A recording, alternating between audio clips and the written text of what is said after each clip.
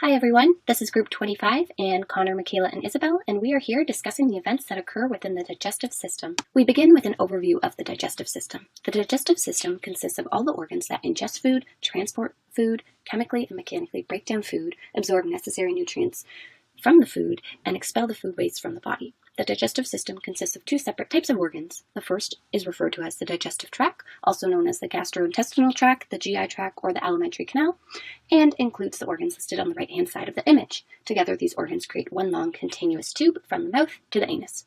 The second type of organs are referred to as the accessory digestive organs, and these include the organs listed on the left-hand side of the image.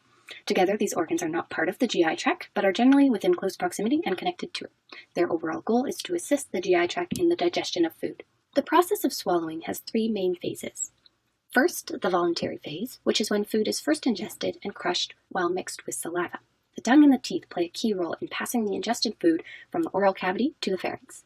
Next is the pharyngeal phase, which is initiated by the medulla oblongata when tactile sensory receptors sense the material and trigger the swallowing reflex. Material travels involuntarily through the pharynx into the esophagus.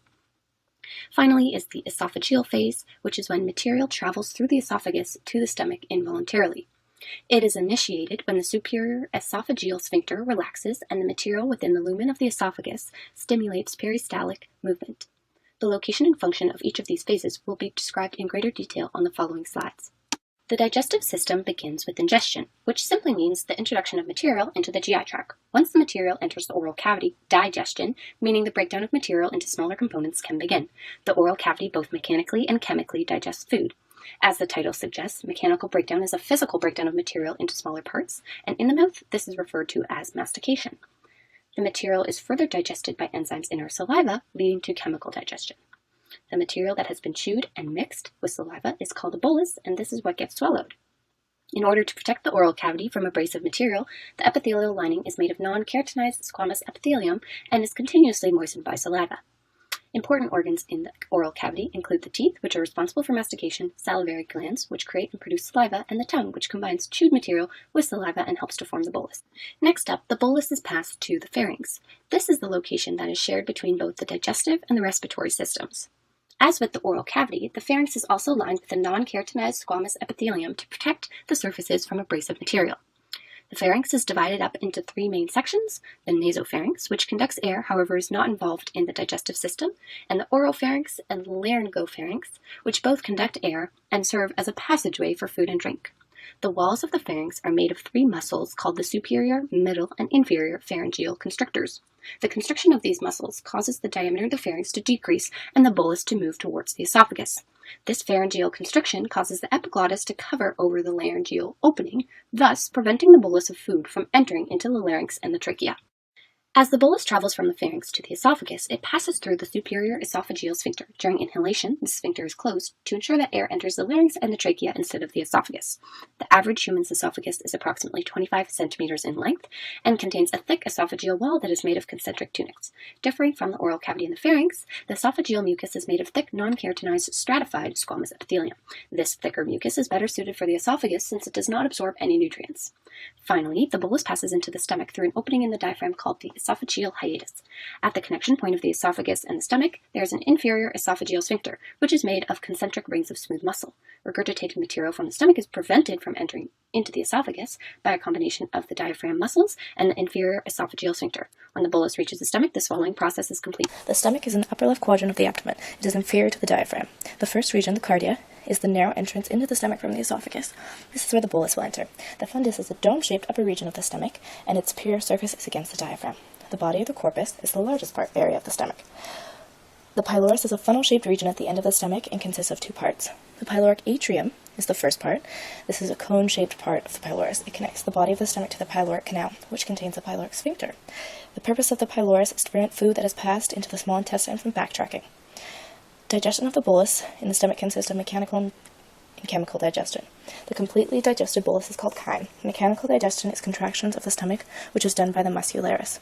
This consists of three parts: inner oblique layer, a middle circular layer, and an outer longitudinal layer. Chemical digestion is a digestion using gastric secretions and enzymes. There are gastric folds in the stomach that line the stomach. This allows the stomach to expand. The stomach lining is made up of simple columnar epithelium. Within the stomach lining are gastric pits. Down within the gastric pits are gastric glands, which, as can be seen in the diagram, extend through the whole mucosa.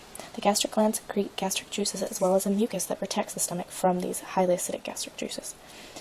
There are two curvatures of the stomach. The great curvature is inferior and convex side of the stomach. The lesser curvature is the side of the stomach that is superior and concave. The small intestine begins at the pylorus of the stomach and ends at the cecum of the large intestine. There are three sections of the small intestine. The first is the duodenum. It is the shortest section and is shaped like a C around the pancreas. This is the section that continues to digest the chyme. The major duodenal papilla is an opening in which the bile and pancreatic juices enter. The second section of the small intestine is the jejunum. It is intraperitoneal and held in the abdomen by the mesentery proper, which connects the jejunum and ileum to the posterior wall of the abdomen. The ileum is the last region of the small intestine. The ileocecal valve controls the flow of materials from the small intestine to the large intestine. Plicae circulars increase the surface area by creating folds in the lining. These are permanent transverse folds. Villi are small finger-like and also increase the surface area for absorption. Each villi contains an arteriole and venule and lacteal. Arteriole and venule have rich capillary networks.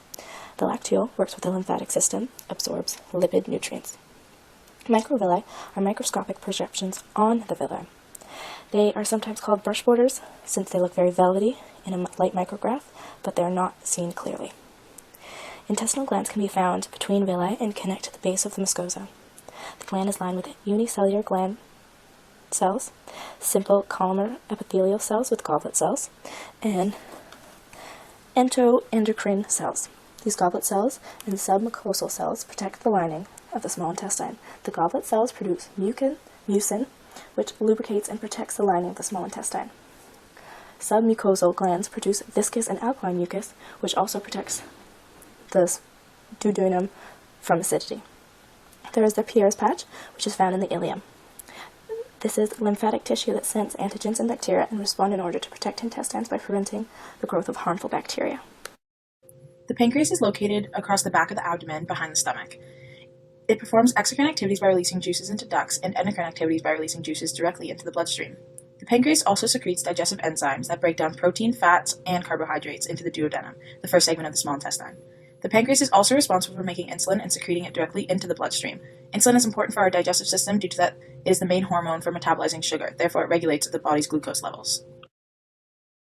The liver is located in the upper right portion of your abdomen, beneath the diaphragm and above your stomach. The main function within the digestive system is to process the nutrients absorbed from the small intestine.